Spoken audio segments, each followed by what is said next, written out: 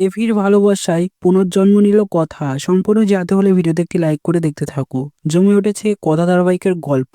Star জলসার এই topper সিরিয়ালে দেখা যাচ্ছে যে মেন নায়িকা কথাকে প্রান্তিক গুলি করে মেরে দিয়েছে, এরকমটাই দেখা যাচ্ছে। কথা এখন হসপিটালে ভর্তি এবং সবাই মিলে চেষ্টা করছে কথাকে সুস্থ করার জন্য। ডক্টরে বলে দিয়েছে কথাকে হয়তো বাঁচাতে পারবে না, বুলেট বার করেছে। কিন্তু এই সব কথা শুনে এভি তো আরো ভেঙে পড়েছে।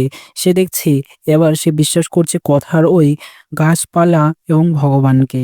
তাদেরকে নিয়েই এভি কথার সামনে এসে গাছপালা এবং গোবর সার নিয়ে বলছে, আমি আর এটাকে ঘৃণা করি না, এটা খুব ভালো, তোর ভালোবাসার জিনিস। এবং কথাকে আই লাভ ইউ বলছে। তারপরেও কথা কোনো সাড়া দিচ্ছে না। এইদিকে ভ্রান্তিক তো কনফার্ম ভাবে বলে দিচ্ছে চিত্রাকে যে কথা আজকেই মারা যাবে। তো কথা হয়তো মারা যাবে এরকম করে দেখা যাবে, কিন্তু না, কথা পুনর্জন্ম নেবে। পুনর্জন্ম নিয়ে আবার ফিরে আসবে নতুন ভাবে। তখনই আসল দোষী অর্থাৎ প্রান্তিকের শাস্তি নিজে হাতে দেবে।